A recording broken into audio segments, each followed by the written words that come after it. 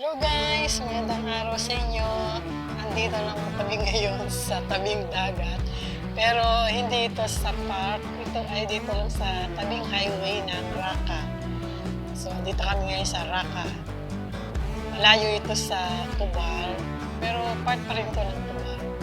Ayan, nakikita niyo si partner ko Rex. Busy sa pag-prepare ng kanyang mga pamingwit. And then, nakikita ninyo guys, ang daming mga sakyan dito nakapark sa tabi ng highway. Ayan. Mas nauna po sila kaysa sa amin. So, napapansin ninyo, ayan. Highway na highway talaga. Ayan.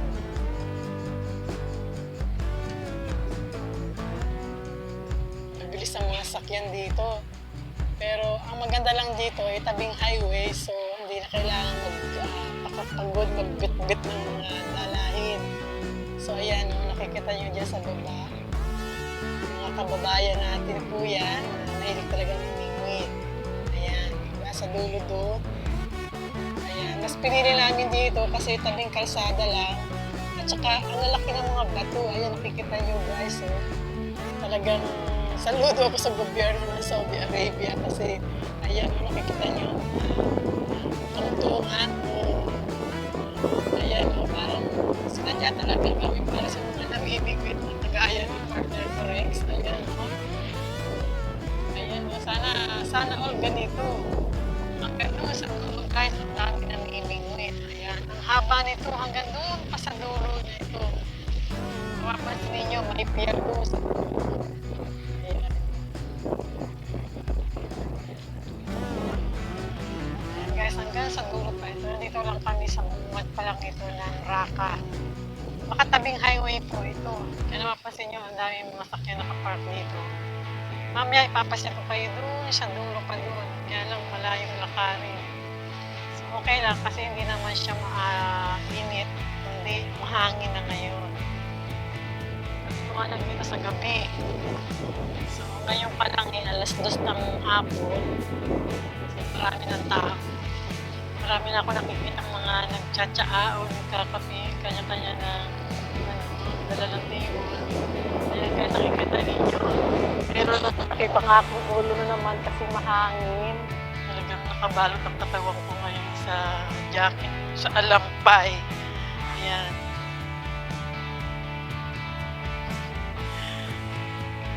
Kaya nakikita niyo sa aking likuran, ang daming mga namimingwit. Ibang lahi sila. Kasama na kami. Ayan. Pero mostly dito mga Saudi family. Okay na rin sila, mga Saudi family na iba. Nakikibanding na din sila sa amin. May natutuwa sila, gaya na nakikita na sa lugar na yan. Paano kasama sila. Kasama ng mga anak. Malipas ng oras. Guys, may mga na kasi siyempre hindi may iwasa sa ganito yung may mga aksidente na tabing highway. So yan, ipapasyal ko kayo dyan sa Bandarian.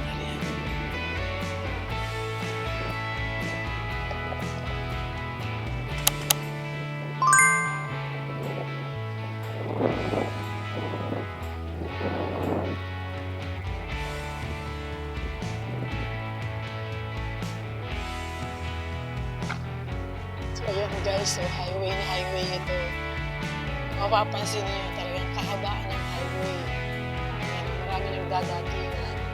Kanya-kanyang pwesto na. Ganda ng spot dito guys. Kasi malalim ang tubig. Although low tide ngayon pero malalim dito. Kasi ito daw lugar na ito malalim talaga. Kaya maraming namimingwit dito ng mga kababayan. At kahapon, yung isa namin kakilala, nakahuli daw dito ng malaking lapu-lapu. Ang laki ng lapu-lapu na nahuli nila. Kaya naisipan namin dito kami pumunta ngayon. Baka sakali makahuli ng lapu-lapu or tanigi itong aking partner na si Corex. Ayan guys, nakikita ninyo may park dito. Ayan. Bali ito'y karugtungan ng Cornets Park. Talagang pinapahaba nila. And hanggang sa damam na po ito. Pakita ko sa inyo. Ang ganda ng lugar ngayon. Ayan. Medyo dinidevelop pa lang, hindi pa lang tapos. nakikita ako ng mga families na nagpipiknik-piknik. Ayan. Ang lawak. Ayan. Maswerte kami at dito kami napadpad talaga sa Cubal kasi kaya nga nito. May mga namimingwit kung saan-saan lugar. Ayan, nakikita ninyo. Ang dami talaga nakapisto kung saan-saan. Ayan, yung iba nasa baba na. Ayan. Ayan, bumaba na sila. Kasi mataas po itong... Ayan, malayo na ako kay partner ko, Rex. Mahangin, magalaw yung camera. Pero okay lang kasi masarap sa pakiramdam kapag nandito ka sa tabing dagat. Ayan guys. Diba ang ganda ng spot dito? Ang lalim ng tubig. Saka talaga ang dami namimingwit. Ayan. Kita niyo ang dami namimingwit. Ayan, yung kanya-kanya sila ng pwesto. Nakakatakot lang tumingin sa baba. Kasi ang taas ng aming kinalalagyan. Hi!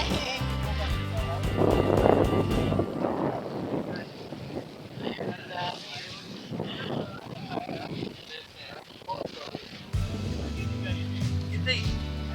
May ibang lahi itong katabi ko. Bakit manggaling? So ito yung tinatawag na Raka. Raka Cornets o Raka Park.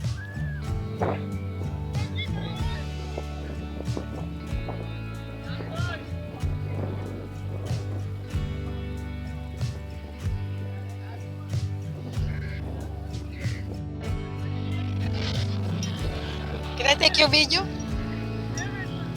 Eh, mga Pakistani. Tanong ko muna sila kung pwede silang kasama sa video. Okay daw naman. Kasi gaya na sinabi ko noon, hindi basta rin nag-video dito sa Saudi Arabia kasi merong ayaw. Siyempre, respeto na lang po natin sa kanila. So, ayan, nagkakasaya yung grupo na yun. Ayaw nilang, ayaw nila na kasama sila sa video na manap kita. Kaya, umiwas ako sa kanila. Pero okay lang, talaga. Nasa ibang teritoryo tayo. Kasama lang tayo. Ayan, guys, makikita ninyo.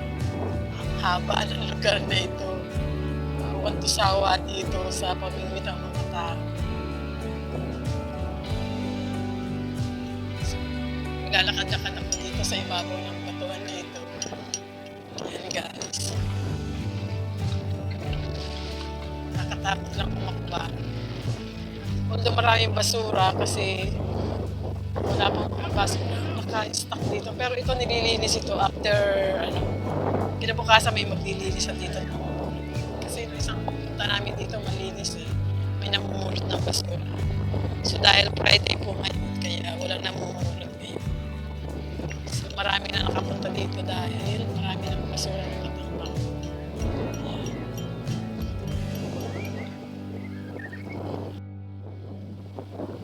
So yan guys, maglalakad-lakad ako mula dito hanggang doon sa dulo. Kaya kong lakarin. Kasi malayo. So, yan guys, mapapansin ninyo. Ang dami dito mga ibang lahi na nandiyan sa baba. Namimingwit sila. Kanya-kanya na sila dyan ng pwesto. Ayan. Talagang libangan lang nila.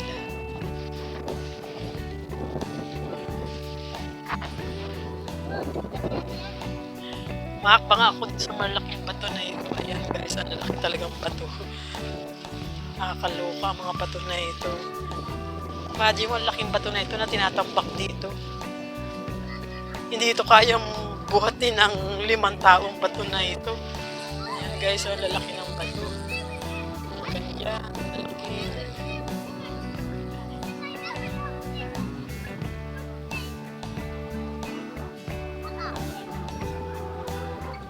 Arula.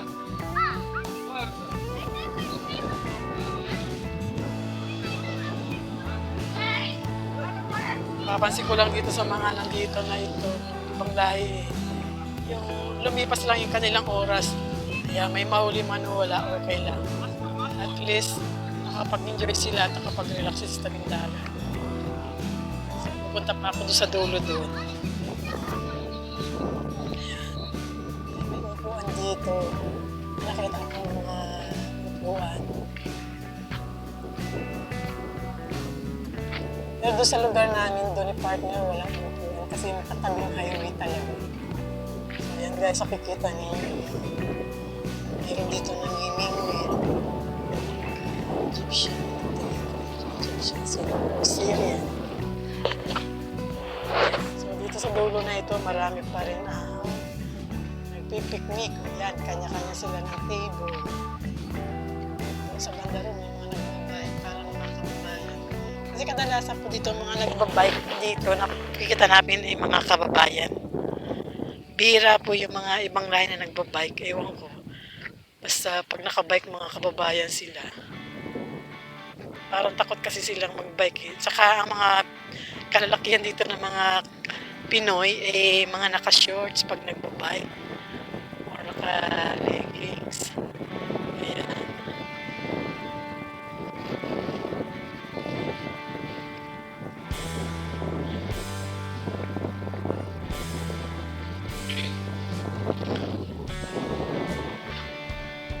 Ano, kahit mga bata, grabe sila.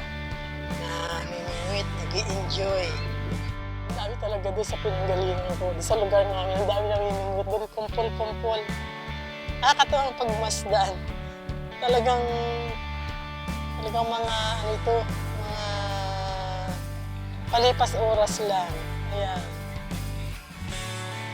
Sino ba naman ang di mag-i-enjoy dito sa tabing kalsada na ito, yung tabing highway talaga. Ayan. Kita ninyo na, oh. Ang lalim ng tubig. Pero sa banda doon, sa may park mismo doon, mababaw. Kasi nakikita namin yung buhangin na kalitaw pa. So, unlike dito na malalim. Babalik na ako kay partner ko, Rex. Parang masarap na uminom ng tsaa. So, babalik na ako. Ayan.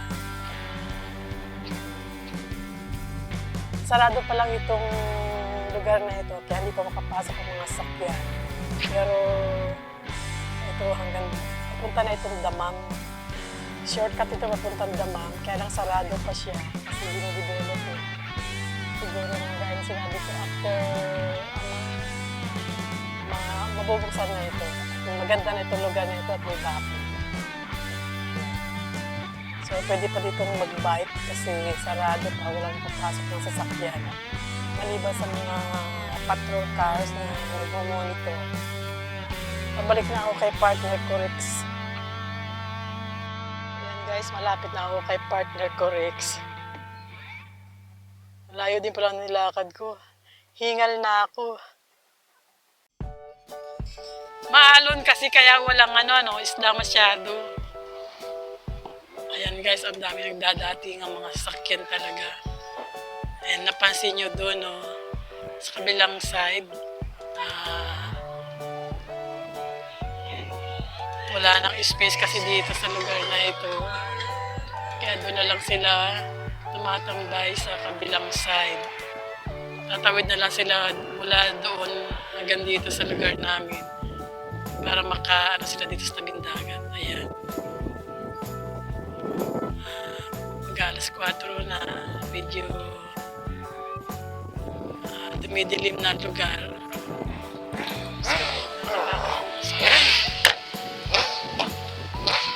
Papalig sa mga motor. Nakakatakot.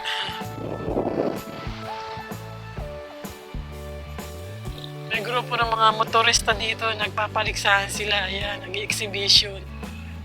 Ayan na si partner ko, Rex, magkahagis ulit.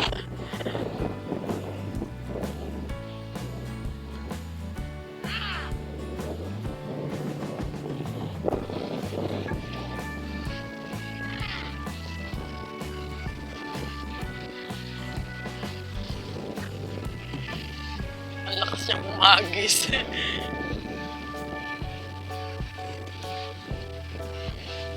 Itong aking partner ko, Rex, na ito, magkakasakit kapag hindi nakapunta sa tabing dagat. naman yun ay malamig agad yan.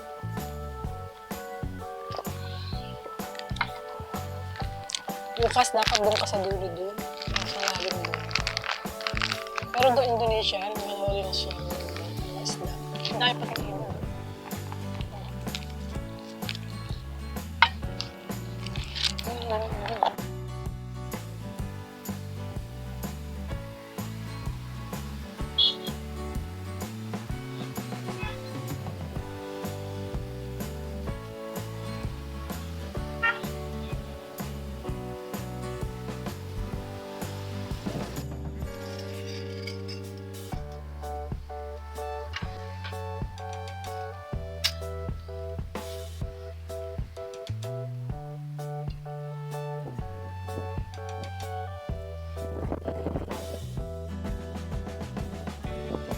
Ayan, ang liwanag, oh. Talagang, sabi lang ng karamihan, ang Saudi daw ang pinakamaliwanag na bansa kapag nasa taas ka. Ayan, lalo na kapag nasa eroplano sa taas, kitang-kita ang kaliwanagan ng Saudi Arabia. Super liwanag talaga. Makakapagtaka. Ang lalapad ng kalsada dito pero ito ang liwanag talaga sa daan.